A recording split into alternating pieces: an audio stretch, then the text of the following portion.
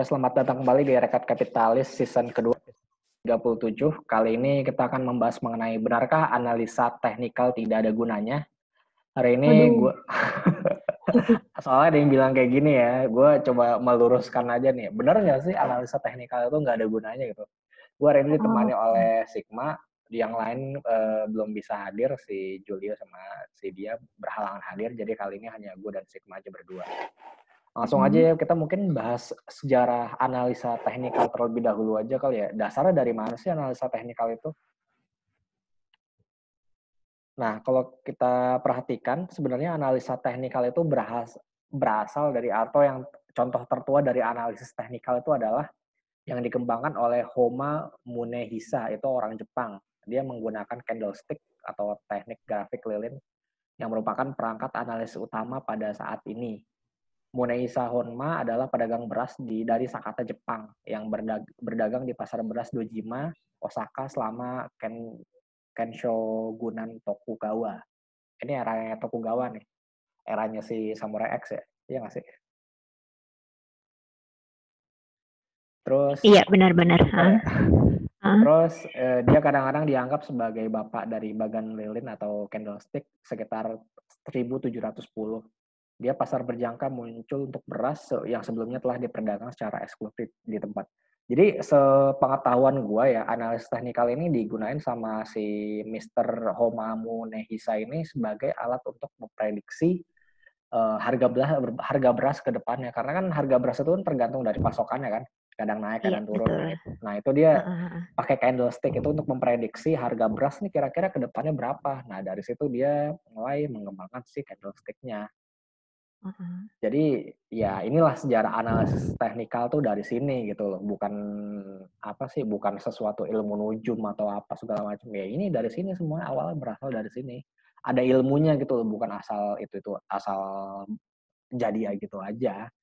Terus juga ada lagi Dan teori ini Dow. emang Kenapa? emang awalnya tuh buat dagang komoditi gitu kan ya? Ya betul. Untuk memprediksi Oh. harga komoditi ke depannya tuh kayak gimana. Dari situ kelihatan ya.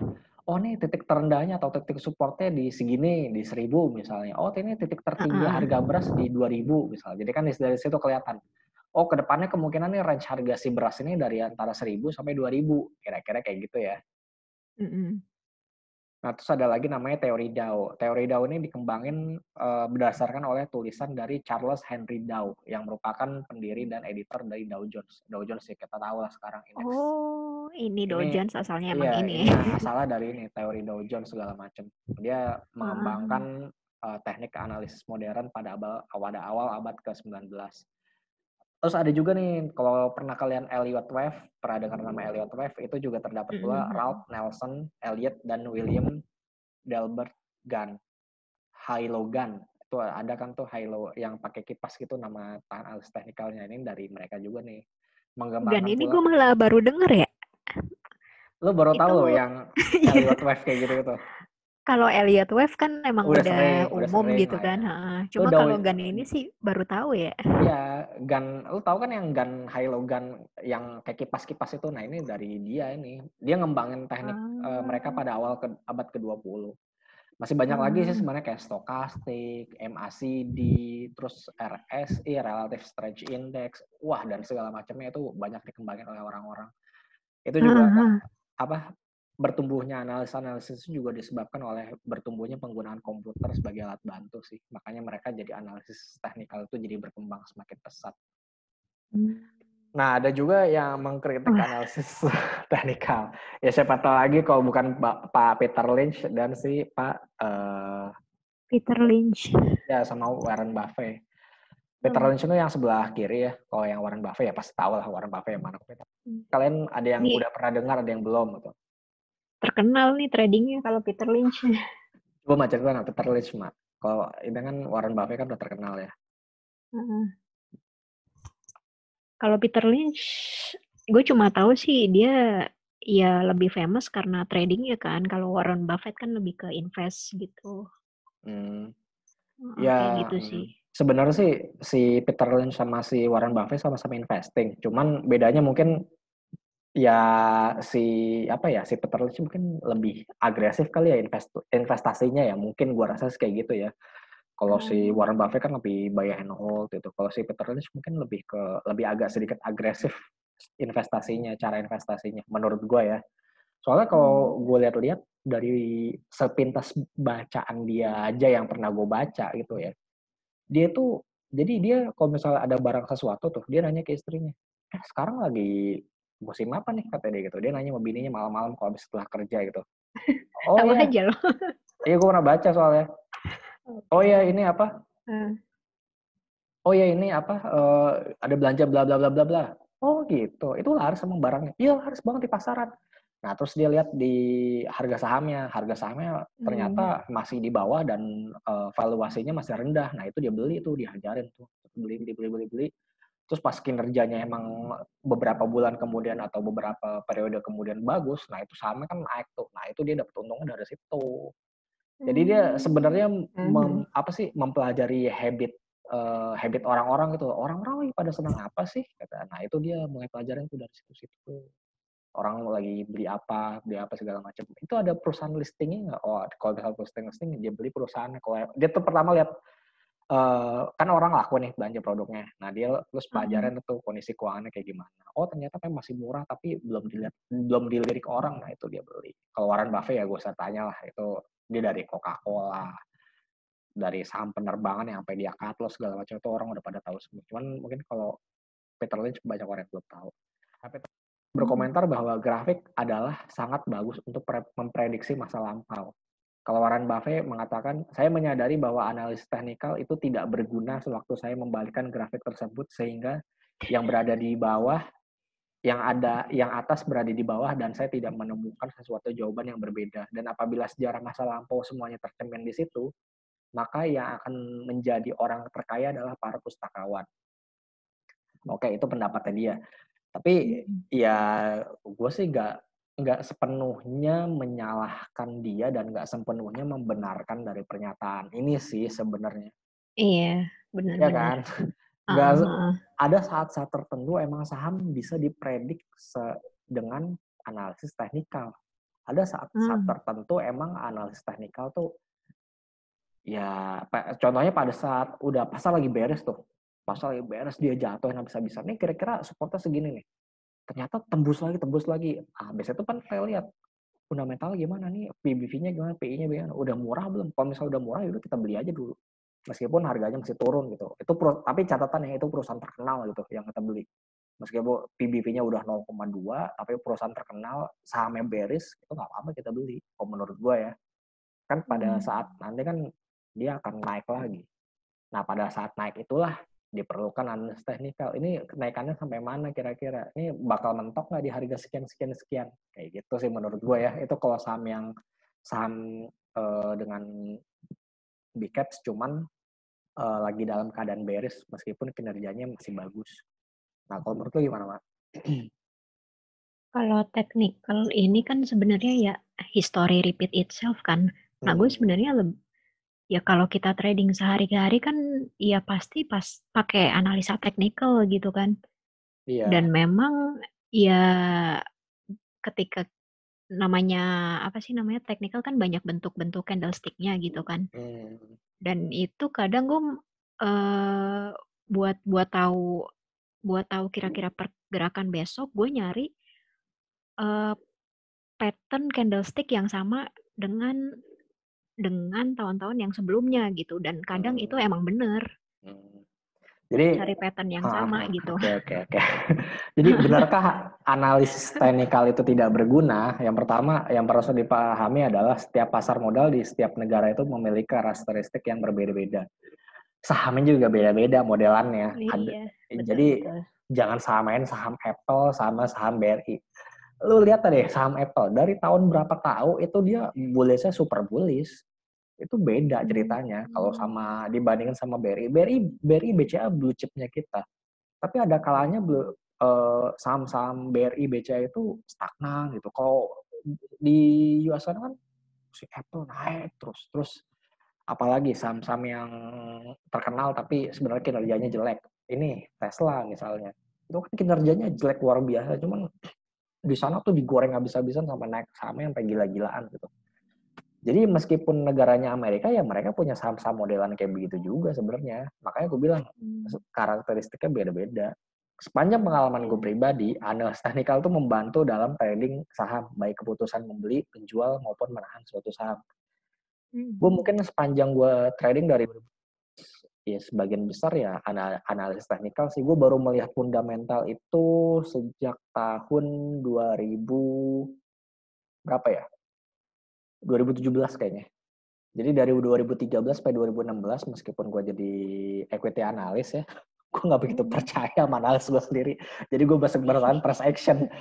Karena meskipun harga sahamnya naik, harga saham yang gue cover itu sahamnya naik, tapi gue karena ingin untungnya lebih cepat, jadi gue lebih mengenal teknikal. Itu sampai 3 tahun tuh, dari 2013 sampai 2016. Baru pas gue pindah ke aset manajemen 2016-2017 tuh mulai gue mempelajari gimana sih saham yang benar-benar valuasinya tuh murah, tapi pada saat itu kita bisa jual dengan harga yang lebih tinggi. Di saat itulah gue Iya, ketemu karena ya namanya ngelola portofolio gitu kan iya, nggak mungkin lo masukin di portofolio itu saham gorengan gitu kan iya, yang betul. Nah di saat itu juga kan gue ketemu saham modelan kayak KBLI, terus saham apa lagi ya, banyak sih yang bisa naik sampai lumayan gitu waktu itu. Nah lu sepanjang pengalaman lu pribadi mah, lu lebih pernah pakai fundamental atau selalu technical terus? Sepanjang pengalaman lu trading. Sepanjang pengalaman trading pakai feeling. Jadi misal gini ya, Gimana? namanya ceritanya lagi ngeliatin running trade gitu kan. Nah terus secara teknikal nih kayaknya menarik gitu kan. Nah gue cari apa sih namanya bahan-bahan pendukung yang secara fundamentalnya tuh gimana gitu kan. Kalau fundamentalnya mendukung ya udah gue beli. Cuma kalau fundamentalnya kurang ya mendingan tahan-tahan dulu aja gitu loh. Itu Jadi sahamnya awal dalam jadi keadaan emang bullish apa bearish waktu itu yang lu perhatiin biasanya? biasanya itu ada pattern yang menurut gue bisa buat di tradingin sih. Jadi biasanya gue Oke. cari yang kira-kira emang dia tuh lagi apa ya namanya ya, lagi mau proses rebound gitu-gitu kali ya.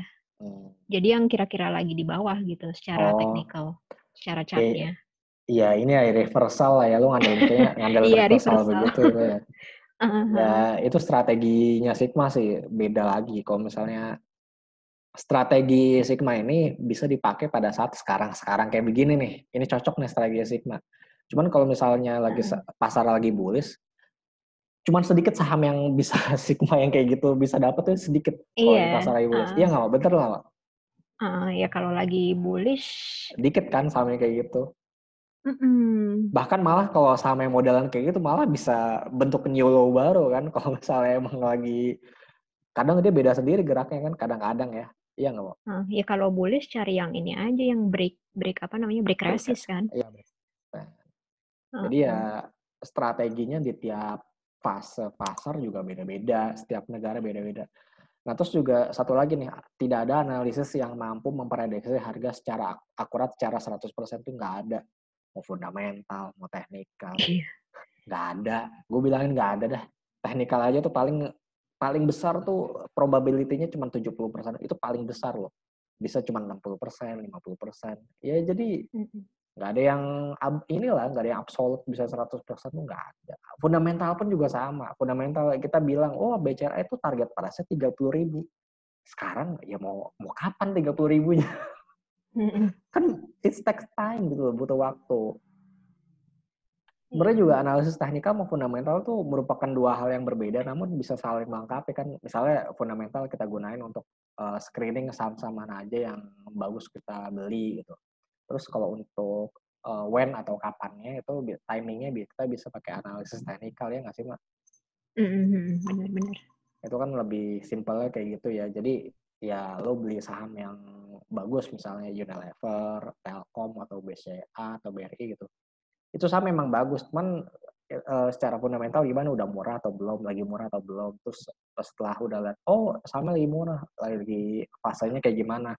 lagi downtrend atau lagi uptrend atau lagi sideways. Kalau misalnya lu berniat, wah saya nggak buru-buru trading nih, ya udah kita beli aja. Misalnya lagi downtrend, kalau sahamnya bagus kita beli pas downtrend nggak apa-apa. Terus kita belinya bertahap kalau ke saham-saham modern kayak gitu. Kalau uptrend sih, ya itu mah kemungkinan besar pasti bisa naik ke depannya sih. Nah ngomong-ngomong uptrend, downtrend, sideways ini kita langsung bahas ISG aja ya mungkin ya. Nah, Menarik. ini menarik nih menurut gue nih, ini menarik. Ini ISG udah ada di kisaran 4.800-an.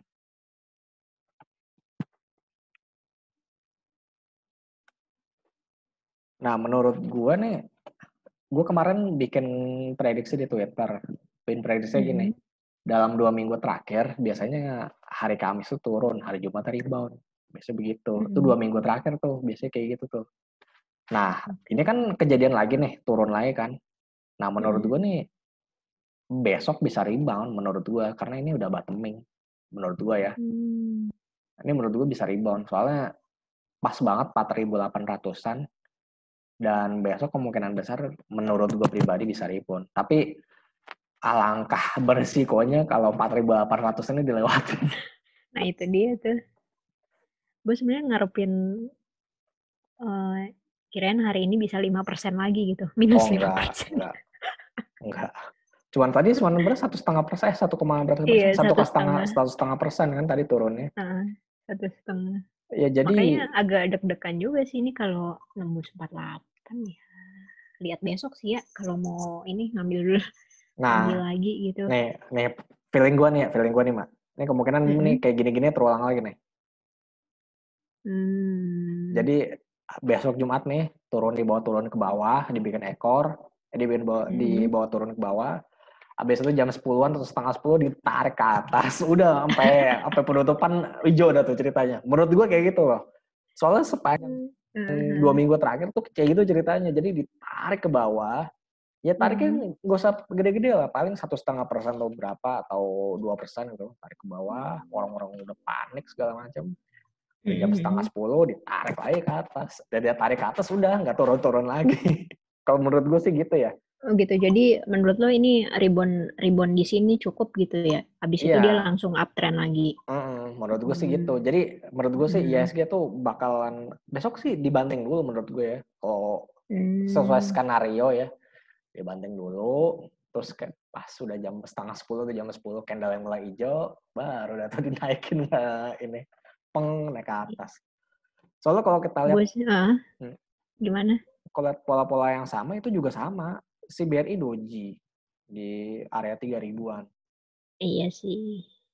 Nah, menurut lu pendapat lu gimana, Mak? Iya, kalau buat besok sih mungkin sih ada rebound, cuma gue tuh masih nggak begitu yakin ya? masih ngarepin dia tuh bisa sampai 46 gitu. Lu masih ke 46 ya? Iya. Ya wajar sih, mungkin ada trading by feeling aja sih. trading by feeling ya. Iya. Mungkin bukan gua aja yang ngarep ke 46. Ada banyak lain pelaku pasar yang lain juga pasti ngarep, wah ISG paling ke 46. Ada di Twitter juga ada tuh yang bilang berapa ISG 4.800 aja, gue bilang kan 4.600 dia bilang kayak gitu. Emang bukan lu doang mah yang bilang 4.600, tapi ada yang lain juga banyak kayak gitu. Tapi ya sebalik lagi, ini persepsi orang kan beda-beda ya. Menurut gue pribadi ISG mungkin akan ke 400-an, tapi habis itu langsung rebound lagi. Tapi kalau menurut lu ngarepin bahwa ISG ke 4.600 berarti Senin rebound gitu ya maksud lu ya? Apa di hari yang sama juga? Lu maunya gimana? Maksud lu prediksi lu di hari Jumat tuh gimana? Ke 4.600 terus Jumat rebound? besok gue sebenarnya agak nggak yakin sih. Biasanya lihat pasar US dulu ntar malam gimana. Pasar US dulu ntar gimana. Kalau buat besok. Jadi kalau karena kita hari ini tuh beneran gimana ya, agak nanggung aja sih hari ini merahnya tuh. Kurang dalam ya merahnya. 1,5 tuh kurang banget. Ya namanya nungguin nadah di bawah ya kan. Nah terus kalau saham-saham yang ini apa loh kira-kira? Gue sih Emior ya untuk sekarang. Ini Masih Mayora ya. Gue untuk sekarang ya, soalnya dia emang turun sih, cuman dia mampu bertahan sih, cuman minus 1,7%. Terus Unilever juga turun ya. BRI, Doji ini juga worth it untuk di watching sih sebenarnya. Coba BNI, gue kurang tahu nih nasibnya kayak gimana. BMRI ini di sini juga, cuman ada sinyal itu ya, Mal. Sinyal apa tuh? Sinyal kayak reversal. Itu Iya. ini kan hari ini hijau kan? Iya, hari ini hijau. Ya, we'll see sih sebenarnya hari Jumat. Ya, sebenarnya tuh hari Jumat benar-benar agak gambling sih. Misalnya kalau lu prediksi lu bener ya udah lu bisa selamat itu loh. Cuman kalau prediksi lu salah ya udahlah waktu lu terima aja berarti nyangkut sampai 4.600-an. Gue sih pelan-pelan udah mulai ambil waskita sih tadi di harga udah 49 something itu kan, 492 atau 494 gitu. Paling nggak udah di bawah 500 udah mulai kolek lagi sih. Sebenarnya sih kalau gue lihat-lihat ya, bukan lu doang sih yang ambil waskita. Kayaknya lu pernah nge-like siapa gitu ya. Ya itu akunnya juga isinya waskita juga sih. Lu malah ruginya udah gila banget itu kayaknya. Siapa tuh? Yang kayaknya pernah lo like lah gitu deh, gue gak sengaja lihat. Gila ini beli waskita gak salah sampai segini ruginya, gue mikir kayak gitu. 1.500 ya. Aduh gila tuh deh. Nggak di cut loss aja. Enggak lah, kita buat nanti mau dijual 30 tahun yang akan datang. Ya bisa sih ya, maksud gue. Iya kalau masih hidup ya, diwarisin. Maksud gue gini loh, apa ya? Ya bisa sih saham-saham itu emang diwariskan atau gimana gitu. Maksud gue ya tergantung bisnisnya juga sih. Wah, ini kan konstruksi ini kan cyclical banget ya. Maksud gue tergantung siapa presiden, siapa yang tergantung visi misinya si pemerintah mau kayak gimana. Kalau udah nggak ngegenjot konstruksi lagi, konstruksi udah selesai ya mau gimana? Gue pikirnya gitu aja sih. Iya, cuma menurut gue sih harapan kita ya karena kita masih negara berkembang pasti ada pembangunan gitu. Iya itu benar. At least ya gue nggak tahu ya bisa balik ke prime-nya dia di harga 3.000-an atau gimana, gue kurang tahu sih. Tapi kalau misalnya balik ke harga prime dia ke 3.000-an dari harga sekarang, wah gila sih. Cuan banyak itu yang kayak gitu. Tapi itu butuh keajaiban sih, Mak. Iya. Ya lo benerin debt-nya dulu ini. Iya. Kalau konstruksi. Lo gimana caranya perusahaan lo bisa bagus kalau utang lo tuh gede banget gitu lo. Lo beresin deh utang lo dulu. Caranya dia kan mau jual tol waskita tol road itu kan nggak ada yang mau beli kan. Iya kan? Iya lagi kayak gini juga sih ya. Berarti itu gitu. butuh waktu gitu loh, maksudnya ya mungkin tahun ini enggak lah, tahun depan mungkin bisa dicoba lagi. Amin. Ya, jadi yang menarik apalagi nih? Apalagi ya mungkin Emas ya. Gimana Mas? Emas lagi turun juga sih, emas MDKA coba MDKA. MDKA lagi disupport sih kalau gue bilang. Menarik nih MDKA nih. Terus mungkin menarik. Kan Trump coba. Kemungkinan si Trump bakal kepilih lagi ya. Lu yakin Trump kepilih lagi? Kayaknya sih, karena saat ini gue pernah dengar di mana gitu. Si Trump ini pilihan yang paling safe buat sekarang gitu kan, karena orang-orang sana kan udah pada tahu track recordnya dia 5 tahun kemarin tuh kayak gimana. Takutnya kalau orang baru resikonya baru lagi yang mereka tuh nggak tahu gitu. Nah ini nih logika lo ini nih yang jarang-jarang nih Mbak. Ini logika lo ini nih jarang-jarang nih. Itu denger di mana gitu kan? Gimana? Pendapat gue hampir sama kayak lo, tapi gue udah lihat dari sisi yang lain. Sebenarnya ekonomi US itu mulai pulih sebenarnya. Kalau mulai jujur ya. Trump tuh memang, emang goblok sih maksud gue. Ya gimana ya? Iya, maksud gue. Tapi dia membawa kemakmuran ke US sebenarnya loh ya, secara iya kita sih, mungkin secara jangka panjangnya gitu ya. Enggak, iya secara jangka pendek lah kalau kita lihat. Kalau lo lihat ke belakang kan ekonomi US kan nyampe 4% gitu. Itu di tangan dia kan, meskipun dengan cara-cara dia bikin potong pajak lah segala macem lah. Tapi at least dia berhasil ngangkat ekonominya sendiri gitu loh. Dan ekonomi yang dari trade war kemarin gimana tuh? Iya, dari trade war kemarin kan ya emang sih masih bleeding sih, si Cina juga bleeding, si US juga bleeding, jadi sama-sama masih ngerasain impact-nya sih sebenarnya. Tambah ada COVID gini kan, jadi makin parah aja gitu. Tapi menurut gue sih ke depannya ya, si Cina ini kan sebenarnya diisengin dalam tanda kutip sama si Amerika kan karena emang dia berpotensi untuk menjadi ekonomi yang lebih tinggi lagi ke depannya kan, bisa nyalip Amerika Serikat dalam beberapa tahun ke depan loh potensinya si Cina ini. Makanya si Amerika ini demen banget ngejailin si Cina, TikTok lah iya kan, TikTok lah di ban segala macam. Masalah kan itu ya lu bayangin deh. Tapi ya dampaknya satu dunia ya. Makanya si Trump itu mikirnya gini, gila ini si Cina tumbuh berapa persen aja nih dalam beberapa tahun yang akan datang bakal nyalip ekonomi kita. Dia mikirnya begitu, ya dia mikir dari sisi US ya, bukan dari sisi dunia. Dia bodo amat sama dunia, mau kayak gimana juga. Yang penting negaranya maju, ya kan? Dia mikirnya begitu kan? Iya sih. Dia mikirnya begitu kan? Mereka great again itu. Iya, mereka great again. Dia mikirnya kayak gitu. Ya dia mau bodo amat sama negara lain. Tapi pendapat lain mengatakan kalau misalnya Biden kepilih kan dia lebih moderat lah. Jadi dana ke Asia itu lebih bakal kencang lagi kalau misalnya dia kepilih jadi presiden. Soalnya dia tidak mempersoalkan perang dagang dan segala macamnya sih. Tapi gue nggak begitu yakin sih perang dagang selesai begitu aja menurut gue ya. Biarpun si Biden kepilih gitu, gue nggak begitu yakin sih menurut gue. Bisa aja dia nerusin apalagi apa ya. Kalau dampaknya positif ke US ya masa kagak diterusin gitu kan. Iya, maksudnya ya bodo amat lah. Mungkin kata dia, ya ekonomi dia gitu loh.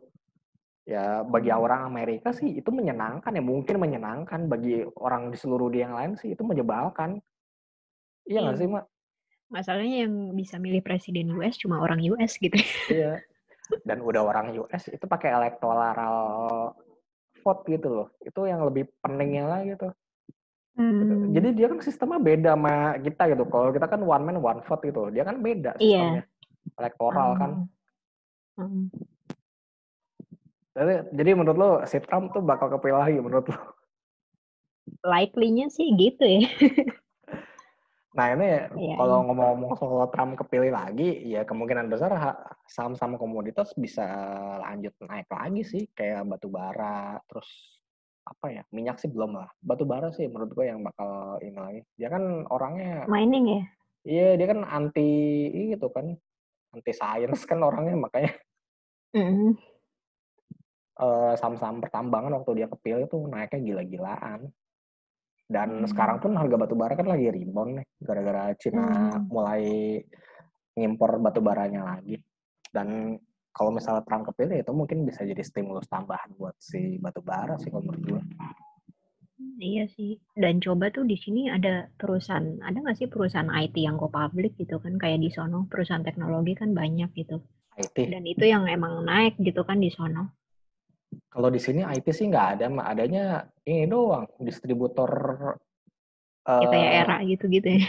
Iya. Bukan. Era. Terus kalau untuk ini ya kayak laptop komputer gitu sih ini Metro Data Electronics paling. Dia importernya si HP Asus sih. Iya sih. Dia importernya HP Asus. Distributor.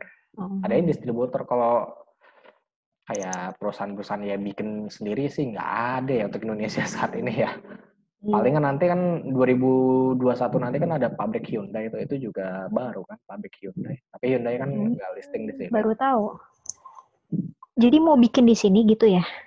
Udah bikin mah pabriknya. Jadi Pabriknya. Jadi Hyundai itu bakal di apa? CKD di sini, maksudnya bukan completely sih, bukan CKD sih. Jadi dirakit di sinilah mobilnya si Hyundai Rakitnya itu. di sini. Ya, jadi harganya bisa lebih murah. Itu aja sih. Menarik. Dan gue mikirnya sih gini ya, Hyundai itu kan induk perusahaannya dari Kia ya. Dan gue mikirnya Kia itu kan sekarang dipegang Indomobil. Gue mikir nggak menutup kemungkinan Kia juga bisa diproduksi di pabriknya Hyundai. Gue sih mikirnya gitu aja. Gue mikir gitu aja. Soalnya kan kalau kita perhatiin aliansi di global itu, si Nissan itu kan aliansinya sama si Mitsubishi. Nah, ini Nissan Livina itu kan diproduksinya di pabriknya Mitsubishi. Ya jadi satu gitu ya? Iya, jadi kalau di global itu emang ada beberapa perusahaan yang emang sebenarnya satu, cuman di sini ya jadi beda-beda ATPM gitu loh. Nggak Mhm. kayak si Daihatsu Toyota aja kan ya emang sih di Indonesia juga dipegang oleh Astra sih. Kalau di Indonesia bedanya itu ya satu, jadi terus Toyota sama Daihatsu dipegang sama Astra gitu. Meski di Jepang juga sama, Daihatsu itu bagian dari Toyota. Kalau di Jepang kayak Mmm. gitu, di global kayak gitu. Makanya di Indonesia sendiri Astra megang sih Daihatsu juga. Isuzu gue kurang tahu deh, Isuzu itu bagian dari Toyota apa enggak. Tapi ATPM-nya Isuzu ya si Astra juga ATPM-nya. Oke oke. Jadi mungkin itu ya apa prediksi kita soal ISG menurut gue sih Jumat bisa rebound kalau syarat-syarat terpenuhi. Menurut Mhm. pendapat pribadi gue ya kalau misalnya si ISG turun dulu ke 4.700-an terus rebound ke 49-an lah menurut gue sih kayak gitu. Oke. Jadi itu aja dulu dari kita. Jangan lupa untuk like dan subscribe akun YouTube di Rakyat Kapitalis. Kalau ada pertanyaan bisa kirim email kita di rakyatkapitalis@gmail.com. Jangan lupa follow Twitter kita di @rakyatKapitalis. Episode ini juga dapat didengarkan di Spotify dan Kurio. Kapitalis, gue Farhan dan Sigma pamit undur diri dulu. Kita akan berjumpa kembali di episode berikutnya. Bye-bye. Bye.